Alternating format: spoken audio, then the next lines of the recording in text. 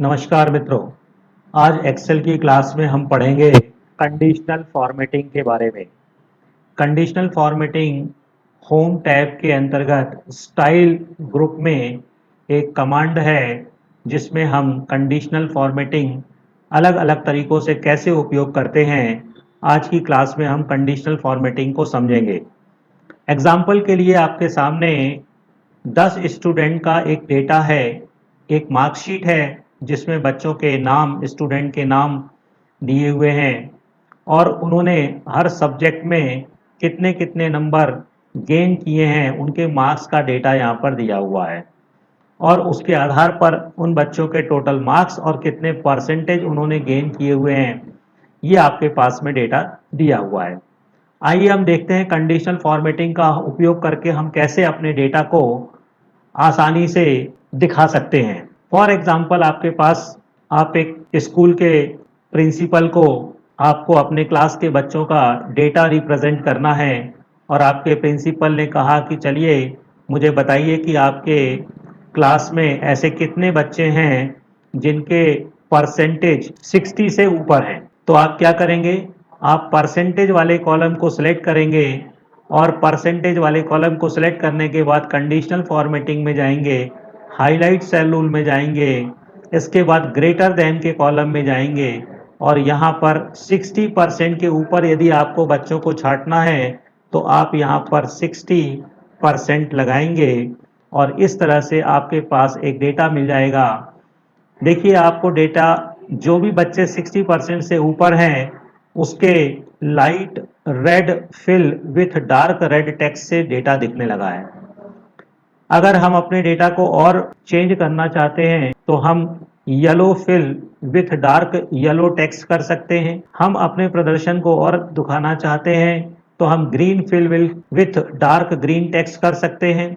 जिस भी तरह का हम अपना डेटा चाहते हैं, सपोज आप चाहते हैं कि केवल लाइट रेड कलर से वो डेटा फिल हो, तो देखिए अब आपका डेटा लाइट रेड से फिल हुआ है, उसके टेक्स्ट का कलर वापस वही ब्लैक रह गया है।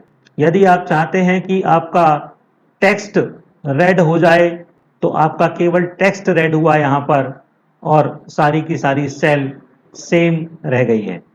इस तरह से आप अपने डेटा को सॉर्ट कर सकते हैं, कस्टमाइज कर सकते हैं कंडीशनल फॉर्मेटिंग के में। हम समझते हैं जरूरी नहीं कि परसेंटेज के हिसाब से ही आप कंडीशनल फॉर्मेटिंग लगाएं। यदि आप टोटल मार्क्स के अनुसार भी अपने डेटा को सॉर्ट करना चाहते हैं तो कंडीशनल फॉर्मेटिंग का उपयोग कर सकते हैं। जैसे यहाँ पर टोटल मार्क्स को मैंने सिलेक्ट किया और अब कंडीशनल फॉर्मेटिंग के हाईलाइट सेल रूल में जाते हैं, ग्रेटर देन, और मैं ये जानना चाहता हूँ कि ऐसे कितने बच्चे हैं जिनके मार्क्स 200 के ऊपर हैं। तो देखिए आपने ओके किया, एक बच्चे को छोड़ के बाकी सबके मार्क्स 200 के ऊपर हैं। फॉर एग्जाम्पल यहाँ पर ये जानना चाहते हो कि ऐसे कितने छात्र हैं, ऐसे कितने स्टूडेंट हैं जिनके मार्क्स 350 नंबर से ऊपर हैं। तो इस विंडो में हम 350 डालेंगे और देखिए आपको 350 से ऊपर केवल एक ही छात्र के नंबर हैं, बाकी सारे 350 से ऊपर हैं।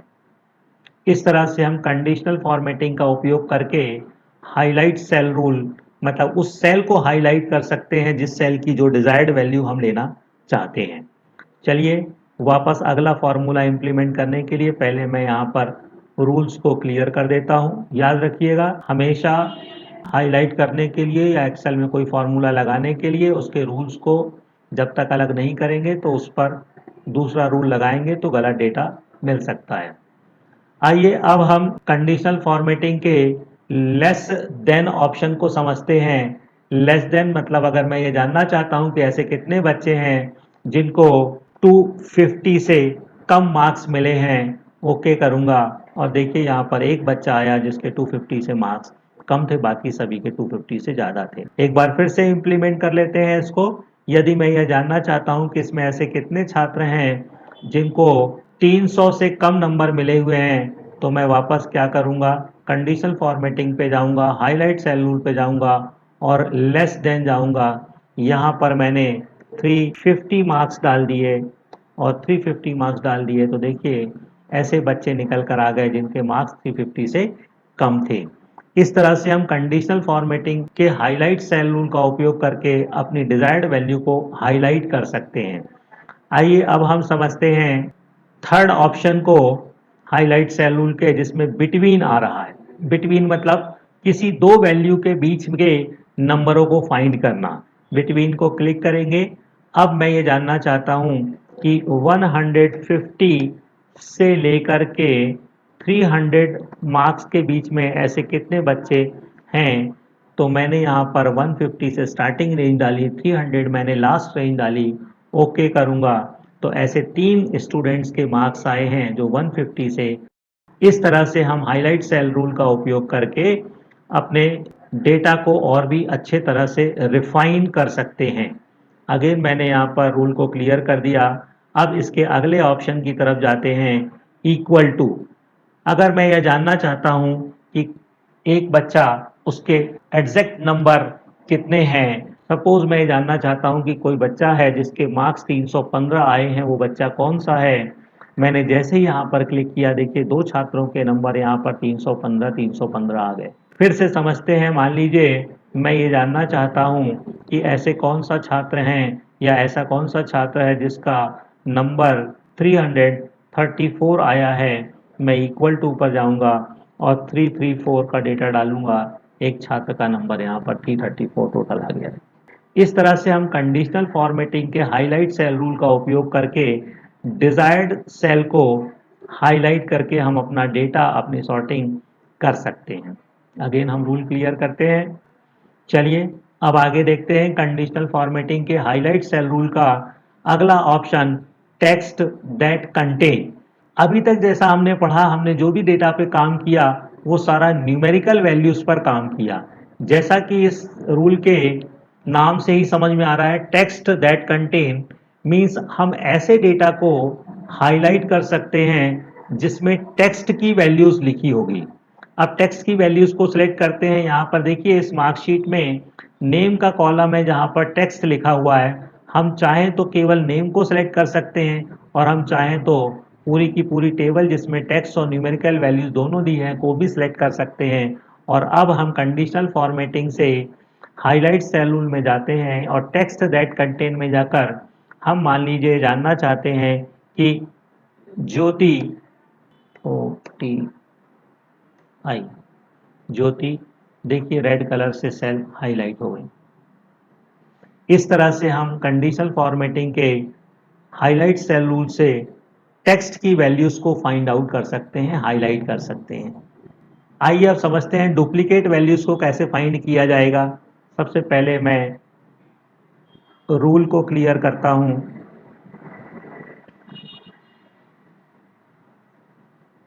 टेबल सेलेक्ट कर ली। टेबल सेलेक्ट करने के बाद में हाईलाइट सेल रूल पे जाता हूं, डुप्लीकेट वैल्यूज पर जाता हूं। चूंकि पूरी टेबल सेलेक्ट है इसलिए यहाँ की सारी डुप्लीकेट वैल्यूज देखिए दिख रही हैं आपको। मैं इसको फिर से समझाता हूं। आप इस नाम को सेलेक्ट करते हैं, जहां पर नाम दिया है देखिए यहाँ पर 11वें नंबर पे ज्योति शर्मा और 30वें नंबर पे ज्योति शर्मा। मतलब नाम में एक कैंडिडेट, एक छात्र का नाम डबल बार दिया हुआ है। कैसे निकालेंगे? ये तो डेटा छोटा है, एक बार में दिख गया, लेकिन बड़ा डेटा होगा तो कैसे करेंगे? हाईलाइट सेल रूल में जाएंगे, डुप्लीकेट वैल्यूज में जाएंगे और जैसे ही आपने डुप्लीकेट वैल्यूज को निकाला, देखिए ज्योति शर्मा एक ही शीट में 2 बार नाम है, उसने डुप्लीकेट वैल्यूज को हाईलाइट कर दिया। इस तरह से कंडीशनल फॉर्मेटिंग के हाईलाइट सेल रूल के greater than option, less than option, between, equal to, text that contain और डुप्लीकेट वैल्यूज को हमने समझा। उम्मीद है आप सभी को यह अच्छे से समझ में आया होगा। चलिए मिलते हैं अगले वीडियो में कंडीशनल फॉर्मेटिंग के अगले option, top to bottom rule को समझने के लिए। धन्यवाद।